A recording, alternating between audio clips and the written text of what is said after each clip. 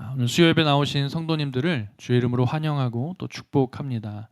또 날이 많이 추운데 현장에 나와서 예배하는 우리 성도님들, 또 온라인으로 각자의 처소에서 예배하는 성도님들을 주의 이름으로 환영하고 축복합니다. 오늘 본문 아모스의 말씀을 준비하면서 정한 제목은 바로 정의와 공의로운 예배 회복입니다. 이 제목은 자연스럽게 정의가 무엇이고 또 공의가 무엇인가 하는 질문에서 비롯되었습니다. 또 이 질문하고 답을 찾아가는 과정에서 이 정의와 공의가 과연 나와 얼마나 거리감이 있는가를 한번 좀 생각해 봤습니다. 정의와 또 나 자신과의 거리, 또 공의와 나 자신과의 거리가 얼마나 되나 상상을 해보니까 굉장히 큰 괴리감이 있었습니다. 이 두 단어가 속 시원하게 저와 좀 일치했으면 좋겠는데 그렇지 않더라고요. 오히려 일치되는 그 느낌이 아니라 뭔가 큰 과제, 또 뭔가 큰 숙제로 제게 남겨지는 것 같아서 오히려 더 큰 부담이 다가왔습니다. 그래서 미리 말씀드립니다만 오늘 이 말씀을 통해서 거창하게 정의가 무엇이고 또 공의가 무엇인지 정의를 내리는 시간이 되지는 않을 것입니다. 다만 이 정의와 공의에 대한 본질적인 의미와 또 그 근원이 어디서부터 시작되었는지를 저와 여러분이 말씀을 통해 함께 살펴볼 수 있는 그런 시간이 되기를 소망합니다. 그래서 좀 다행인 것은 우리 주님께서 정확하게 우리의 삶 가운데 정의가 무엇이고 또 공의가 무엇인지를 말씀해주는 그런 본문들이 있다라는 거죠. 오늘 본문이 바로 그 본문 중에 하나입니다. 그래서 이 본문의 내용을 저와 여러분이 살펴보기 전에 좀 간략하게 아모스서에 대한 좀 배경을 좀 짚어보고자 합니다. 우리가 읽지는 않았지만 아모스 1장 1절에 보면 이 아모스서가 쓰여진 시기에 대하여 이야기하고 있습니다. 뭐라고 말하냐면 여로보암의 시대 지진전 2년에라고 이야기하고 있습니다. 그래서 이 힌트를 통해 보건대 이 당시 아모스가 활동하던 이 당시는 여로보암 2세가 통치하던 시대라는 것을 알 수 있습니다. 물론 여로보암이라는 이름이 이스라엘 왕의 또 한 명의 이름이 있죠. 그건 바로 북이스라엘 왕국의 초대 왕이었습니다. 그러니까 솔로몬 이후 르호보암 시대에 왕국이 분열되면서 북이스라엘 왕국의 초대 왕이었던 자의 이름 또한 여로보암이었죠. 오늘 이 아모스에 등장하는 여로보암은 그 이후에 한참이 지난 이후에 통치했던 그 왕의 이름입니다. 그래서 2세라고 이름하여 있는데 아모스는 바로 이때 활동한 선지자입니다. 그런데 이때를 좀 찾아보니까 열왕기하 14정에 이렇게 이야기하고 있습니다. 이 여로보암 2세에 대한 기록이 나오는데요. 그는 여호와 보시기에 악한 왕이었다라고 평하고 있습니다. 그리고 또 그가 기린 업적 중에 이가 영토를 회복하였다라는 기록이 있습니다. 그러니까 이 당시 여로보암 2세가 통치하던 이 당시에 이스라엘이 굉장히 부강했던 것을 우리는 알 수 있습니다. 어떻게 보면 최고의 황금기를 이 여로보암 2세 때에 지내고 있었던 것이죠. 더 나아가서 이 시기에 이스라엘은 막대한 부를 쌓게 됩니다. 부강해지는 만큼 나라의 부가 쌓이게 되는 거죠. 여로보암 2세는 하나님이 보시기에 하나님이 정의하기에는 악한 왕이었습니다. 그러나 인간적인 눈으로 보기에는 굉장한 업적을 남긴 왕이었죠. 먹고 살기에 바빴던 이스라엘 백성들에게 나라를 부강하게 한 왕은 분명 큰 힘이었고 또 나름의 희망적인 그런 메시지를 주는 왕이었을 것입니다. 이렇게 나라에는 부를 쌓게 해주고 또 이익을 주었지만 하나님께서는 그를 악하다라고 평가하셨습니다. 그 이유는 그 나라가 부강해지는 과정 그 자체에서 뭔가 불공정한, 뭔가 불공평한 일들이 일어났다라는 것을 보여주고 있습니다. 그래서 그러한 행위들이, 구체적인 행위들이 무엇인가를 이 아모스서 1장부터 4장에 걸쳐서 설명하고 있습니다. 그들이 얼마나 악한 행동, 또 하나님 앞에서 또 추악한 일들을 저질렀는지 이 아모스는 1장부터 4장에 걸쳐서 적나라하게 고발하고 있습니다. 이 고발의 대상은 단순히 북이스라엘, 이스라엘뿐만이 아니라 이방 나라였던 다른 이방 민족들도 함께 포함되어 있습니다. 그래서 이방 나라부터 시작해서 이스라엘 왕, 즉 이방 나라에서 하나님의 백성인 그 나라에까지 경고, 심판하고 있습니다. 그렇게 하나님의 말씀 아모스를 통해서 선포되어지고 있는 것이죠. 그 중에서 이스라엘을 향한 이 아모스의 고발을 우리가 한 구절만 찾아보면 이렇습니다. 2장 6절 말씀인데요. 본문의 좀 새번역 버전이 조금 더 이해가 쉬울 것 같아서 새번역 버전으로 말씀을 부탁드렸습니다. 제가 한번 읽겠습니다. 나 주가 선고한다. 이스라엘이 지은 서너 가지 죄를 내가 용서하지 않겠다. 그들이 돈을 받고 의로운 사람을 팔고 신 한 켤레 값에 빈민을 팔았기 때문이다. 그들은 힘없는 사람들의 머리를 흙먼지 속에 쳐넣어서 짓밟고 힘 약한 사람들의 길을 굽게 하였다. 아버지와 아들이 같은 여자에게 드나들며 나의 거룩한 이름을 더럽혔다. 이렇게 이야기하고 있습니다. 이스라엘들이 행했던 그 모습들이 하나님 보시기에 악하다 평하고 있는 거죠. 이 말씀을 유진 피터슨이 번역한 메시지 성경에 보면 이렇게 이야기를 합니다. 짧게 한 구절만 이야기하면 신발 한 켤레를 갖겠다고 가난한 사람을 팔아버린다라고 쓰여져 있습니다. 그러니까 무엇을 의미합니까? 내가 신을 신발 한 켤레를 얻겠다고 가난한 사람, 연약한 사람을 팔아버리는 거죠. 한 사람의 생명이, 한 사람의 삶이 그 신발 한 켤레조차도 못한 거죠. 그러한 가치관을 가지고 그러한 마음을 가지고 이스라엘 백성들이 살았다라는 것입니다. 이것이 바로 당시 이스라엘 백성들이 그 땅에서 행해지던 모습들이었습니다. 하나님의 백성이라고 불리우던 그 이스라엘, 그들의 행위가 이러하였다라는 것을 아모스는 지금 고발하고 있는 거죠. 다시 말해서 힘 있는 자들이 힘없고 연약한 자들의 것을 빼앗고 그들을 오히려 더 가난하고 더 힘들게 억압하였다라는 것입니다. 회복이 필요한 자들은 회복할 수 있는 힘조차도 빼앗겨 버렸습니다. 절망스러운 거죠. 그들의 삶 자체가 짓밟혔던 것입니다. 누구들에 의해서요? 더 가진 자들에 의해서. 그러니 당연히 이 당시 이 사회에는 사회적인 불균형이 지속될 수밖에 없었습니다. 이것이 바로 당시에 이스라엘 백성들에 일어났던 그 모습입니다. 나라가 전체는 부강해졌을지 모르겠지만 사회적 불균형은 일어나 있는 거죠. 더 많이 가져간 자들이 바로 사회 지배층이라고 하는 기득권층이 가져간 것입니다. 그리고 이 기득권층들은 각 분야에 자리하고 있습니다. 정치며 경제며 사회며 종교며. 그래서 그러한 분야에서 일었던 자들이 이렇게 공평하지 않은, 선하지 않은 방법으로 자기의 부를 쌓고 자기의 것을 챙겨감으로써 누가 더 힘들어지고 아파졌던 것입니까? 가난한 자들, 여전히 연약한 자들이 더 힘들어졌던 거죠.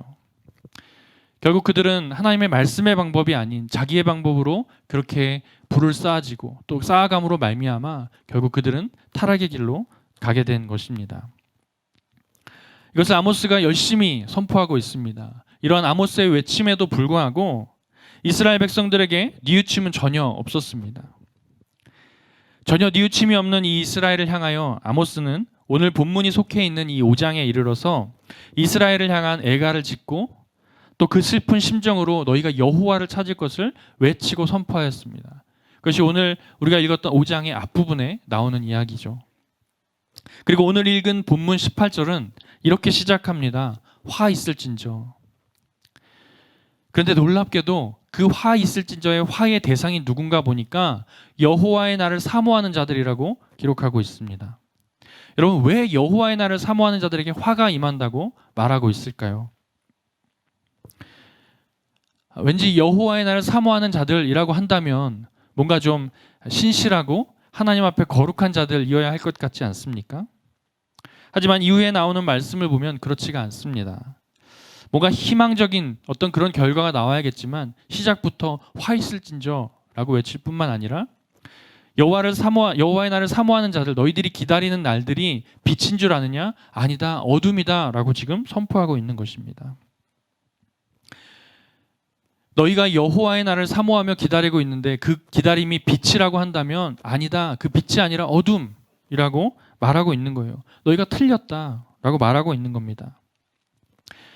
뿐만 아니라 이러한 심판을 너희는 결코 피할 수 없다고 성경은 이야기합니다.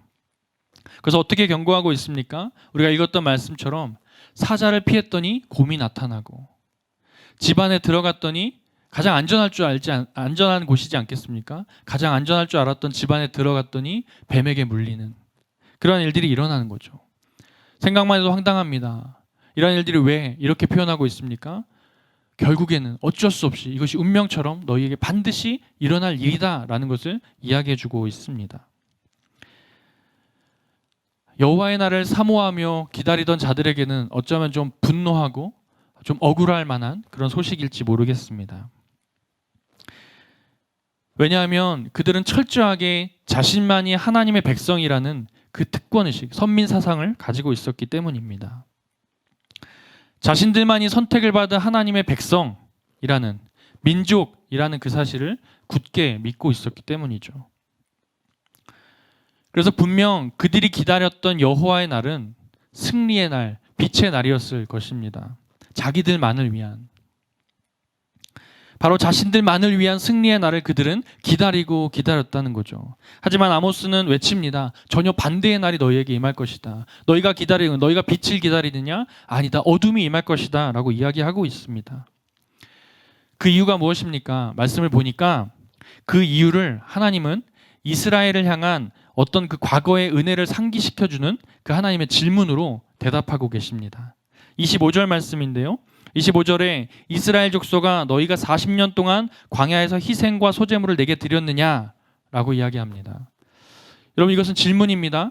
그런데 이 질문에는 어떤 의미가 있냐면 너희가 광야에서 희생과 소제물을 내게 드렸느냐, 그런데 그게 너희의 전부인 예배였느냐라는 질문입니다.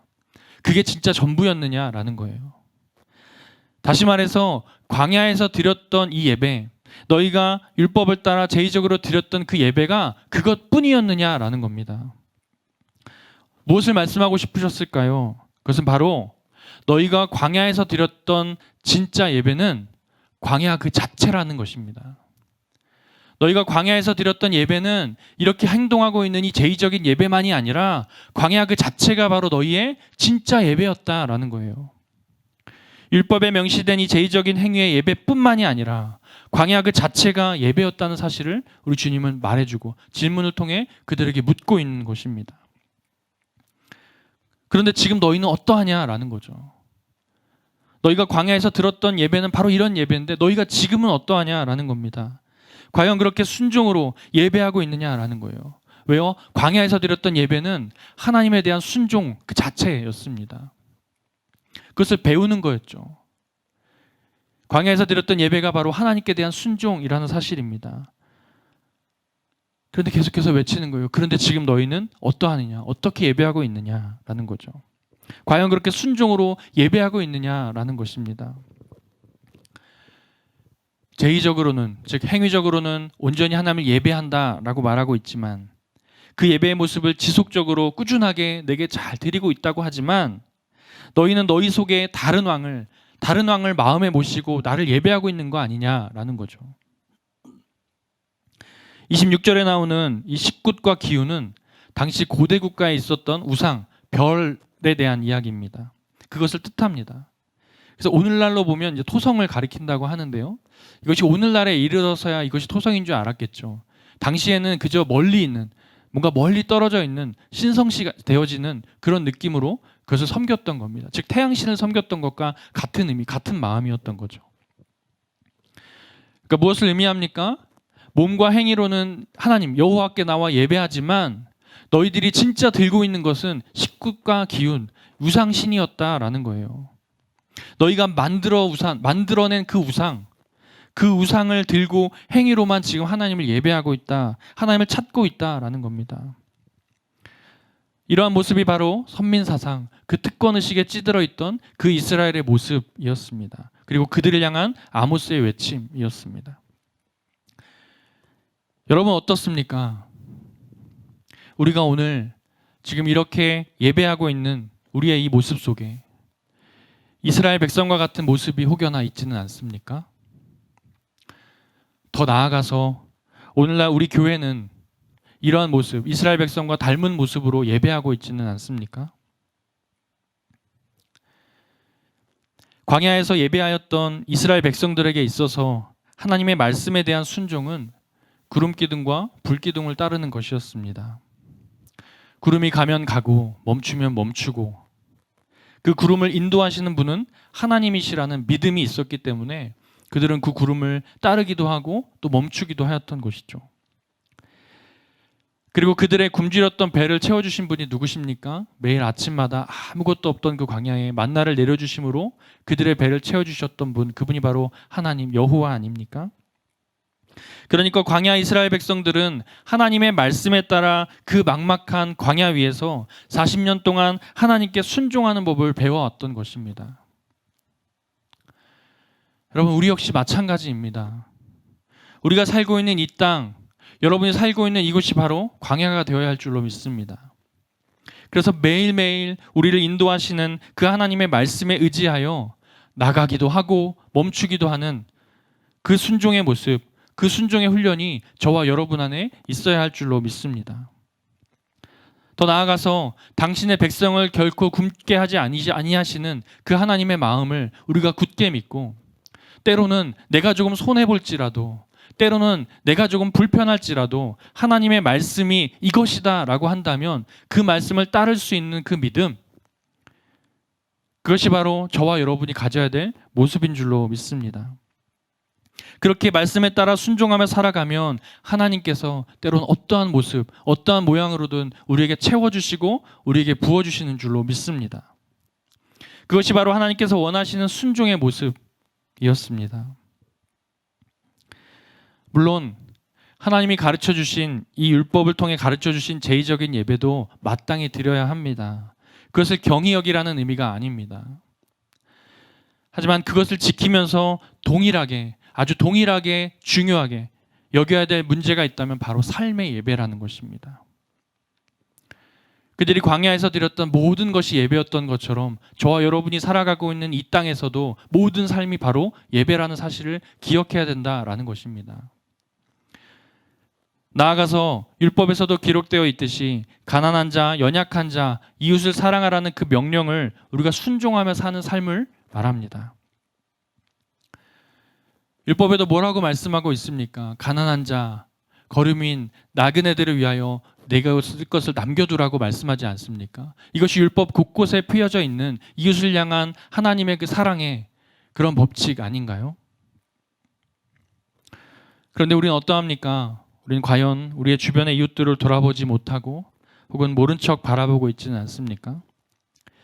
분명 말씀은 서로 사랑하라 하였는데 사랑의 정의를 그때그때 움직이는 내 감정, 그때그때 움직이는 내 마음의 기분을 따라 사랑하고 있지는 않으십니까? 또 그 사랑을 내 마음에 편리한 대로 정의하여서 내 마음에 편한 대로 누군가를 사랑하고 있다 말하지 않습니까? 내 안에 있는 다른 욕심, 다른 보물 때문에 하나님의 말씀에 불순종하는 삶을 살고 있지는 않습니까?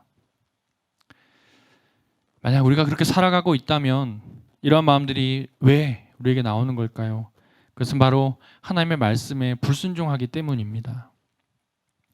내 마음에 있는 다른 그 무엇 때문에 하나님의 말씀에 불순종하게 되면 그것이 무엇이었던 간에 모든 것이 하나님 앞에서 우상이 되는 것인 줄로 압니다. 내 마음의 우상으로 인한 불순종은 결국 하나님께서 내가 드리는 이 예배조차도 받지 않으시는 결과를 가져옵니다. 그것이 바로 오늘 말씀에 나와 있죠. 21절과 22절 말씀인데요. 우리 같이 한번 말씀 읽겠습니다. 21절과 22절입니다. 시작.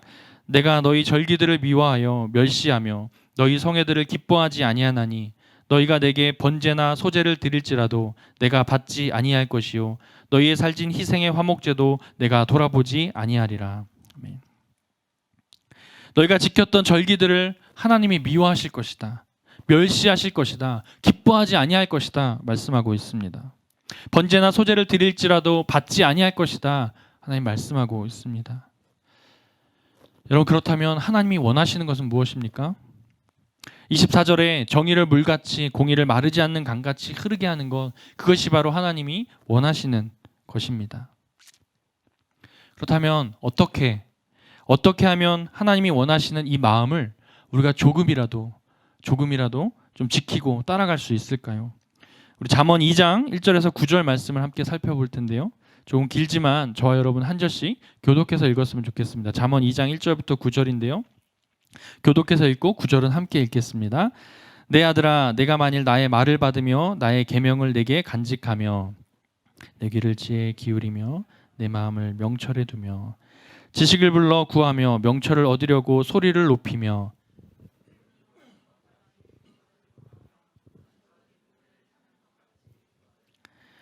여호와 경외하기를 깨달으며 하나님을 알게 되리니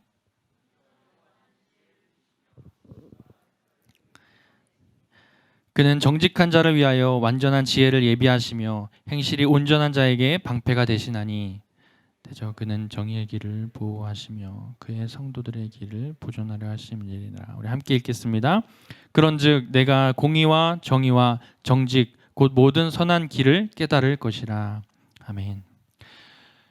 이 말씀해 보니까 지혜를 구하고 하나님을 알게 되어야 하는데 그 지혜에 대하여 이 시간 자세하게 설명하고 이야기할 수 없지만 결론으로 말씀드리면 바로 예수 그리스도를 의미하죠. 예수 그리스도를 이야기합니다. 그러니까 여호와를 찾고 예수 그리스도를 찾음으로 지혜를 얻게 되는 거죠. 그렇게 지혜를 얻음으로 공의와 정의와 정직 곧 모든 선한 일을 깨닫는다고 성경은 우리에게 말해주고 있습니다. 이사야 말씀을 한 구절 더 살펴보겠습니다. 이사야 32장 16절 말씀인데요. 제가 읽겠습니다. 그때의 정의가 광야에 거하며 공의가 아름다운 밭에 거하리니. 아멘. 이 말씀에 여기 나오는 이 그때는 바로 심판의 때를 의미합니다. 그러면서 동시에 회복의 때를 의미하는데요. 정의가 광야에 거한다고 하였습니다. 그러니까 이사야서에서 회복에 대하여 이 말씀을 하시는 구절인데 여기 회복을 이루시는 이가 바로 예수 그리스도라는 거예요. 그러니까 예수 그리스도로 말미암아 정의가 광야에 임한다라는 것입니다. 다시 말해서 저와 여러분이 살고 있는 이 땅, 저와 여러분이 살아가고 있는 이곳에 예수 그리스도가 임함으로 말미암아 정의와 공의가 이루어진다라는 것이죠. 이 말은 결국 예수 그리스도로 말미암아 회복이 일어남을 우리에게 이야기해주고 있습니다. 우리가 정의와 공의를 실현하기 위해서는 예수 그리스도가 반드시 필요하다는 거죠. 이것은 하나님께서 광야에서 이스라엘 백성들에게 제의적인 어떤 율법적인 그 행위로 예배하게 하신 그 이유와도 맥을 같이 합니다. 하나님이 왜 그들에게, 이스라엘 백성들에게 이 예배를 가르쳐 주셨을까요? 그것은 바로 죄로 물든 죄인일 수밖에 없는 연약하고 죄된 그 인간의 모습, 그 모습으로 하나님 앞에 나올 수 없기 때문입니다. 너희가 지금 그 모습대로 하나님 앞에, 자기 앞에 나올 수 없음을 하나님이 아셨기 때문에 그들에게 예배드릴 행위, 모습을 가르쳐 줌으로 말미암아 너희가 이렇게 내 앞에 나오라 라고 말씀해 주신 거예요.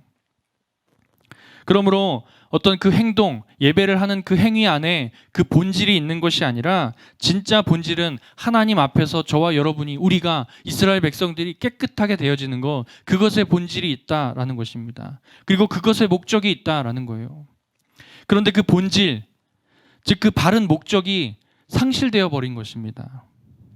그것이 바로 말씀에 나오는 지금 이스라엘의 모습이고 어쩌면 오늘을 살아가고 있는 저와 여러분의 오늘날 이 땅의 한국교회의 모습일지도 모릅니다.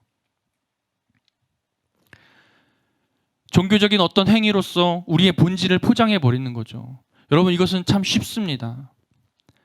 예배에 잘 참석해 있으면, 내가 예배 현장에 잘 앉아 있으면, 혹은 온라인이지만 예배 드리면서 하나님 앞에 잘 예배 드리면 우리가 예배의 본질을 잘 지켰다고 스스로 안도의 한숨을 내쉬며 하나님 앞에 서 있을지도 모르겠습니다. 냉정하게 묻겠습니다. 저와 여러분 참으로 하나님 앞에 예배하고 계십니까? 제가 지금 여러분에게 이렇게 제의적으로 어떤 행동으로 드려지는 예배가 아무 의미 없다라는 것 아닙니다. 그 행위가 필요 없다고 말씀드리는 것 아닙니다. 예배 드려야 합니다. 마땅히 드려야 합니다. 하나님의 명령이었고 하나님의 말씀이었기 때문에 마땅히 드려야 합니다. 그러나 앞서 말씀드린 것처럼 그 행위를 통해 그 의미를 다시 한번 새기라는 거죠. 거기에 본질이 있음을 기억해야 된다라는 것입니다. 하나님은 우리가 너무도 나약한 존재이기에, 너무도 연약한 존재라는 것을 잘 아셨기 때문에 우리에게 그것을 가르쳐 주심으로 내게 나아오라고 말씀하시는 거죠. 그러므로 아무리 우리가 화려하게 아주 잘 갖춰진 좋은 음악과 좋은 환경과 좋은 곳에서 아주 화려하게 예배를 드린다 할지라도 본질적으로 우리의 삶에서 온전한 예배를 드리지 못하면 과연 우리 하나님은 그 예배를 받으시겠느냐라는 것입니다. 그래서 우리 주님은 말씀을 통해서도 늘 이야기합니다. 순종이 제사보다 낫다 말씀하지 않으셨습니까? 이스라엘 백성처럼 예배는 드리지만 이방신인 태양신의 우상을 들고 나타나 하나님을 예배하는 것처럼, 그리고 드린다고 말하는 것처럼 우리의 모습이 그러한 모습으로 있지는 않는가라는 것입니다. 하나님이 가증히 여기는 이 무엇인가를 들고 예배하는 그 이스라엘 백성들처럼 우리의 모습이 있지는 않는가라는 거죠. 오늘 말씀에 나오는 이 식굿이라는 이 단어는 히브리어의 슈크츠라는 단어와 발음이 유사합니다. 근데 이 슈크츠라는 단어의 뜻이 뭐냐면 혐오스러운 물건이라는 거예요. 그래서 어떤 주석서에서는 이것을 언어유희적 표현이라고 해석하고 있습니다. 그러니까 이방신, 식굿이라는 이방신을 들고 여호와를 찾는데 하나님이 보시기에 그것은 혐오스러운 물건이다라는 거예요. 그것이 무엇이었던 간에. 하나님은 그러한 의미에서 지금 이스라엘 백성들의 예배를 받지 않으시겠다 말씀하고 있습니다. 아무리 좋은 장소, 아무리 좋은 것. 앞서 말씀드린 것처럼 당시 이스라엘 나라가 부강하였다고 했죠. 잘 갖춰진 어떤 모습으로, 좋은 모습으로 예배에 나올지라도 세상의 가치와 기준으로 볼 때 너무 큰, 너무 굉장한 고퀄의 모습으로 우리가 예배를 드린다 할지라도 그 예배가 자기 과시에 그치는 예배라고 한다면 하나님은 그 예배 받지 않으신다라는 것입니다. 그러므로 우리가 회복해야 합니다. 그러면 우리가 어떻게 하면 회복할 수 있겠습니까? 바로 다시 광야에서 드렸던 그 예배의 본질로 우리가 돌아가야 할 줄로 믿습니다. 광야로 돌아가 드리는 예배는 바로 순종의 예배라 했습니다. 여러분 생각해 보십시오. 이스라엘 백성들이 광야에 나왔습니다. 정말 아무것도 없는 그곳에서 오직 구름 기둥과 불 기둥을 따릅니다. 앞서가는 모세의 그 여호와의 말씀을 의지하여 따라가는 거죠. 그렇게 긴 시간을 따라가지만 여전히 밟고 있는 것은 먼지 나는 광야였습니다. 아무것도 나지 않는 그 광야. 그들이 그곳에서 배웠던 것은 무엇이겠습니까? 바로 예배, 삶 가운데 드려지는 하나님에 대한 순종, 그것이었던 거죠. 그들이 바라보는 것은 오직 모세를 통해 주어지는 하나님의 말씀뿐이었습니다. 그렇게 그들은 그 광야 위에서 하나님의 말씀을 순종하며 광야의 길을 걸었던 것입니다. 여러분 이것이 바로 저와 여러분이 이 땅의 한국교회가 회복해야 될 그런 순종의 모습인 줄로 믿습니다. 우리가 기억하고 돌아봐야 될 이 순종의 대상은 바로 하나님의 말씀입니다. 하나님의 말씀에 순종하는 것이 바로 아모스가 이야기하고 있는 정의라는 것입니다. 왜냐하면 우리가 그분의 말씀에 순종하고 행할 때에 본성 자체가 정의로우신 그분이 정의롭게 정의로운 결과로 일을 행하실 것이기 때문입니다. 하나님의 말씀의 순종은 가장 큰 계명을 기억하는 것입니다. 바로 하나님을 사랑하고 이웃을 사랑하는 거죠. 여러분 이 세상은 정의와 공의를 담론으로 해서 많은 해석들을 내어놓고 있습니다. 그 다양한 해석들을 붙잡고 정의와 공의를 찾아가면 우리는 결코 정의와 공의를 찾을 수 없습니다. 그것을 실현하는 것은 불가능합니다. 그러나 우리 믿는 자들은 오직 주님께서 주님을 믿는 자들을 통해 반드시 그 정의를 이루어 가시는 줄로 믿습니다. 이 땅의 정의와 공의를 저와 여러분 같이 그리스도를, 예수를, 하나님을 믿는 자들을 통하여 이루어 가시는 줄로 믿습니다. 그러므로 그것을 이루어가는 첫 구현은 오직 말씀을 따라 주님께서 정의와 공의를 말씀하신 그 부분, 그 말씀을 온전히 순종하는 것입니다. 하나님의 말씀이라는 이 절대적인 매뉴얼을 가지고 이 가치를 가지고 따르고 순종하는 것이죠. 세상의 허탄한 것들을 쫓는 것이 아닙니다. 내 안에 가지고 있는 하나님보다 내가 더 크게 여기는 그 어떤 것을 들고 하나님을 예배하는 것이 아니라 오직 하나님의 말씀에 순종함으로 나아가는 것, 그것이 바로 저와 여러분이 회복해야 될 모습인 줄로 믿습니다. 오직 하나님의 말씀에 근거하여 하나님을 사랑하고 이웃을 사랑하는 것에 최우선의 가치를 두고 살아갈 수 있는 저와 여러분, 우리 3일의 성도님들 되기를 축복합니다. 어떤 거창한 정의와 공의로가 아니라 소소하지만 우리의 일상 가운데 일어나는 이 크고 작은 일들 가운데 하나님의 말씀에 순종할 수 있는 저와 여러분 되기를 소망합니다. 우리가 드려지는 예배뿐만이 아니라 공적인 예배뿐만이 아니라 우리의 삶에서도 이것이 회복되어져야 될 줄로 믿습니다.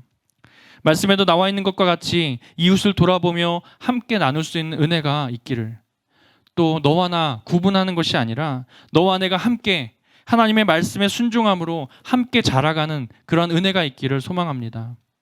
여러분, 이것이 하나님께서 우리의 삶에서 예배하기를 원하시는 모습입니다. 우리의 삶에서 하나님의 말씀에 대한 순종으로 말미암아 우리의 삶의 예배가 회복될 때에 비로소 하나님의 나라가 우리를 통하여 완성되어 가는 줄로 믿습니다. 마지막으로 하나님의 말씀에 순종하여 삶에서 예배하기 위해서는 우리는 날마다 예수 그리스도의 보혈을 의지함으로 나아가야 할 줄로 압니다. 나는 이미 구원받았다, 나는 이미 구원받았다 여기며 그 특권의식에 쩔어서 살아가는 그 인생이 아니라, 그 특권적 의식에 취해서 살아가는 이스라엘 백성들과 같은 모습이 아니라 정말 날마다 죄로 죽을 수밖에 없었던 나를 살리신 예수 그리스도의 그 보혈을 날마다 기억하고 끄집어내어 생각하며 그렇게 살아가야 될 줄로 믿습니다. 여러분, 그것이 겸손인 줄로 믿습니다. 내 자랑이 아니라 나의 의가 아니라 예수 그리스도의 의로 말미암아 내가 구원받았고 그 의로 말미암아 내가 오늘 하루하루를 살아가는구나, 그 사실을 기억하고 살아가는 건 그것이 바로 보혈을 의지하는 삶인 줄로 압니다. 날마다 겸손하게 오늘도 내게 주어진 이 삶이, 나의 이 하루를, 이 살아가는 이 삶이 나의 공로가 아니라 예수 그리스도의 공로로 말미암아 주어진 삶이구나 라고 생각한다면 여러분, 어찌 감사하지 않을 수 있겠습니까? 여러분의 처음 마음을 기억하고 떠올려 보십시오. 정말 예수 그리스도께서 내게 보여주셨던 그 십자가의 사랑, 그 감격 때문에 정말 하루하루가 너무 감사하고 즐거웠던 때가 있지 않습니까? 그래서 내가 삶에 만나는 모든 것이 기쁨이고 모든 것이 즐거웠던 때가 있지 않습니까? 그런데 왜 요즘은, 오늘은 그렇게 살아가지 못합니까? 어쩌면 우리 안에 잃어버렸던 그리스도의 그 보혈, 예수 그리스도의 그 십자가가 우리 안에 있지는 않는지 우리가 한번 돌아볼 수 있기를 바랍니다. 그렇게 하루하루를 또 한 날 한 날을 살아가며 하나님의 나라에 이르게 되기를 주의 이름으로 축원합니다. 우리 그러한 마음으로 저와 여러분이 이 시간 마지막으로 같이 함께 찬양하며 같이 한번 기도했으면 좋겠습니다. 여러분, 우리가 보혈을 의지해야 된다라고 말씀드렸습니다. 그런데 감사하게도 내가 어떤 힘을 가지고 내가 어떤 능력을 가지고 그 보혈을 의지하지 않더라도 우리 주님은 감사하게도 우리를 찾아오시는 줄로 믿습니다. 내가 주님을 찾기만 하면 주님은 나를 살린다 말씀하셨습니다. 아모스서 5장 4절 5장 말씀해 보니까 그렇게 이야기를 하고 있습니다. 여호와께서 이스라엘 족속에 이와 같이 말씀하시기를 너희는 나를 찾으라 그리하면 살리라. 그런데 감사하게도 저와 여러분이 예수를 찾기 이전에 예수는 우리를 찾아오셨습니다. 여러분, 이것이 은혜입니다. 우리가 그 사실을 기억하고 하루하루 날마다 나를 찾아오신 그 예수를 기억하며 살아갈 수 있는 저와 여러분 되기를 원합니다. 우리 삶의 예배라는 찬양 같이 함께 찬양하고 말씀 붙잡고 같이 기도하기를 원합니다. 보여지는 예배 아니 마음으로 드리는 예배, 노래하는 찬양보다 삶으로 고백되는 예배, 나를 위한 예배 아니 주님 뜻을 향한 예배, 내 마음과 정성 다하여서 주 앞에 드려지는 예배. 우리 한 번 더 고백하겠습니다. 보여지는 예배 아니 보여지는 예배 아니 마음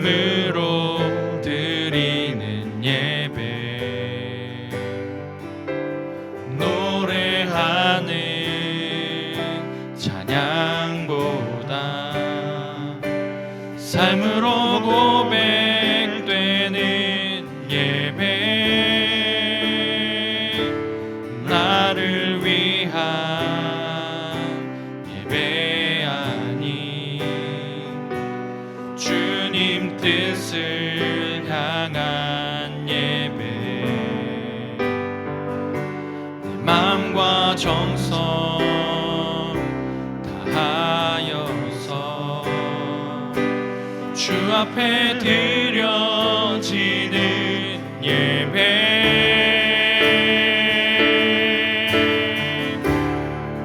주 앞에 엎드려 경배합니다.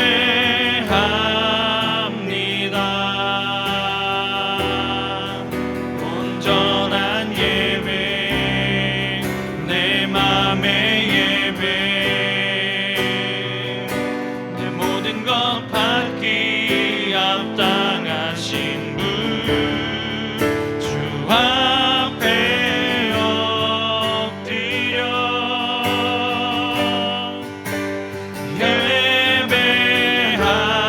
예배합니다. 나의 모든 삶, 나의 모든 뜻, 말씀 순종한 삶의 예배 드리기 원하네. 우리 시간 같이 함께 기도하기로 원합니다. 우리 들은 말씀 기억하며 같이 한번 기도하고, 또 각자 가지고 나오신 기도 제목을 가지고 같이 한번 부르짖고 또 기도하다 일어나시면 되겠습니다. 우리 같이 한번 기도하겠습니다. 아버지 하나님, 우리의 삶으로 예배하기를 원합니다. 정말 순종하는 그 마음으로 주님 앞에 나아가 예배하는 우리가 되기를 원합니다. 우리는 연약합니다. 주님을 의지하지 아니하고서는, 그리스도의 그 보혈을 의지하지 아니하고서는 단 하루도 살아갈 수 없는 그런 연약한 존재입니다.